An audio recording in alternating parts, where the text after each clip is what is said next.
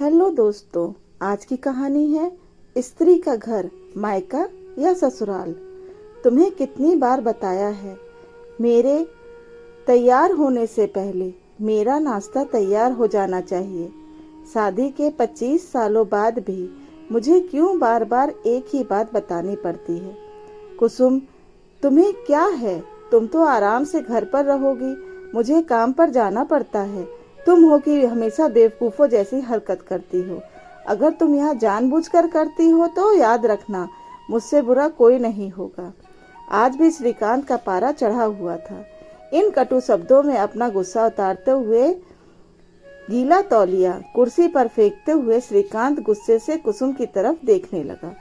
कुसुम के लिए श्रीकांत का यह बेवजह का गुस्सा कोई नई बात नहीं थी। वह महीने में 3-4 बार ऐसे ही कुसुम पर बरस उठ पड़ता था। पहले कुसुम इसका विरोध किया करती थी, लेकिन जब कई सालों तक श्रीकांत में कोई बदलाव नहीं दिखा तो कुसुम ने खुद को ही बदल दिया। अब श्रीकांत के कुछ भी कहने से कुसुम कोई फर्क नहीं पड़ता था। श्रीकांत की हर बात वो चुपचाप सर नीचे झुकाए सुन लेती थी। शादी के 5 साल तक कुसुम ने पूरी कोशिश की कि श्रीकांत को बदला जाए, लेकिन फालतू का गुस्सा करना और बाद में कुसुम को भला बुरा कहना, यह मानो जैसे उसकी आदत बन गई थी। कोई भी वाद विवाद होता तो श्रीकांत सीधा कुसुम को बोल देता, अगर मैं तुम्हें अच्छा नहीं लगता तो क्यों नहीं चली जाती अपने मायके, क्यों रहती हो मेरे साथ। इतना सब कुछ होने के बावजूद कुसुम श्रीकांत के साथ रहती थी, क्योंकि उसे अपनी बेटी की फिक्र थी। और वह जाती भी तो कहाँ। अपने बूढ़े हो चुके माँ बाप को इस उम्र में परेशान करना वह नहीं चाहती थी। समाज और लोग क्या कहेंगे, यह भी तो उसे देखना था। वह इतनी पढ़ी लिखी भी तो नहीं थी कि खुद जाकर कोई नौकरी कर सके और अपना और अपनी बेटी का पालन पोषण कर सके। कुसुम को अब अपनी फिक्र नहीं थी। उसको फिक्र थी तो बस अपनी शादी लायक हो रही बेटी की।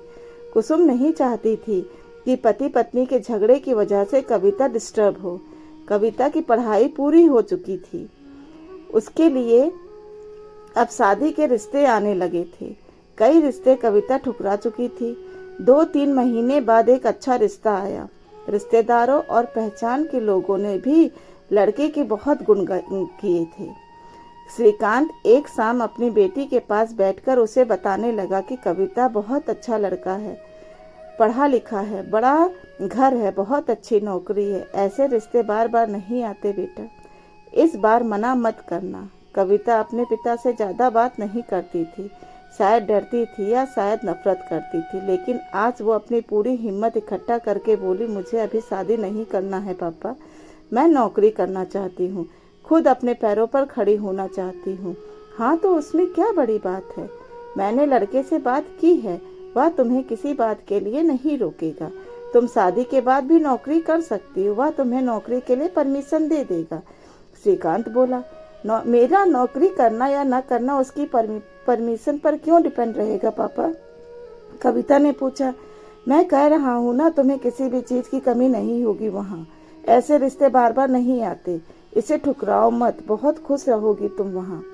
श्रीकांत बोला, पापा क्या मैं उतनी ही खुश रहूंगी जितनी मम्मी इस घर में खुश है। कविता ने तंज कसते हुए कहा, आज तुम्हारी जुबान कुछ ज्यादा नहीं चल रही। श्रीकांत गुस्से से आंखें बड़ी करते हुए बोला, पापा मुझे शादी ही नहीं करनी है, क्योंकि शादी से के बाद अगर वह लड़का आपके जैसा निकला तो मैं क्या करूंगी। मुझे आपके जैसा जीवन साथी नहीं चाहिए, जो बिना बात के मुझे पर हमेशा चिल्लाए। मुझे कुछ भी अपनी पसंद का लेना हो तो 10 बार सोचना पड़े, कहीं वह नाराज न हो जाए। मेरी तबीयत कैसी भी हो उसे परवाह न हो। रोटी थोड़ी सी मोटी बन जाए तो घर सर पर उठा ले, उसकी चेकबुक ना मिले तो भी मेरा ही दोष निकाले, और हर छोटी मोटी बात पर मुझे मायके जाने के लिए कहे। कविता ने अपना दिल खाली करते हुए पापा से सब कह दिया। श्रीकांत का गुस्सा 7वें आसमान पर था, लेकिन उसके मुंह से एक भी शब्द नहीं फूट रहा था। वो कविता की बातें सुन रहा था। कविता उतना ही बोलकर चुप नहीं हुई। आज पहली बार वह अपने पापा के सामने इतना कुछ बोल रही थी। पापा, आपने माँ के साथ हमेशा गलत व्यवहार किया। आप अपने ऑफिस का गुस्सा बिना सोचे समझे माँ पर उतार देते हैं। कभी इस बात की परवाह भी नहीं करते कि उन्हें कैसा लगता होगा। आपकी बातें सुनकर माँ ने अपना स्वाभिमान खो दिया। श्रीकांत आज पहली बार अपने किए बर्ताव को महसूस कर पा रहा था। वो इतना ही बोल पाया, जो तुम्हारा मन में है वो करो, मैं तो इतना बुरा हूं ना। कविता ने श्रीकांत का हाथ पकड़ा और बोली, पापा मुझे एक सवाल का जवाब दे दो।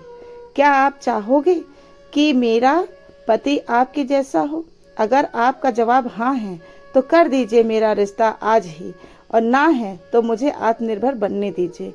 श्रीकांत कुछ भी न बोल पाया और चुपचाप बाहर चला गया। आज उसे कुसुम के सामने जाने में शर्म आ रही थी। चलते चलते उसकी आंखों से आंसू बह रहे थे। श्रीकांत ने आज से अपने आप को बदलने का निश्चय किया। अगले दिन कुसुम ने अपने पति में काफी बदलाव देखा। वह सोचने लगी, जो हिम्मत कविता ने दिखाई, वह हिम्मत अगर मैं पहले ही दिखा देती तो शायद आज परिस्थिति कुछ और होती। अब कविता पढ़ लिख कर अच्छी नौकरी करने लगी थी और 3 साल बाद उसके लिए एक अच्छा रिश्ता आया।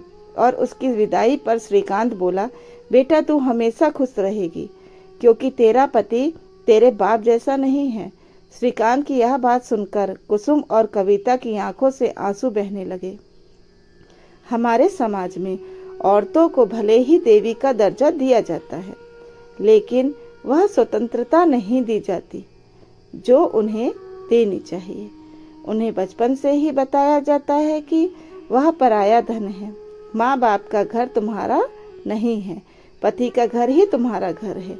जीवन भर यह बातें बता बता कर उन्हें ससुराल भेजा जाता है, और एक दिन किसी छोटे मोटे झगड़े में ससुराल वालों से उन्हें सुनना पड़ता है कि इस घर को छोड़ दो और मायके चली जाओ।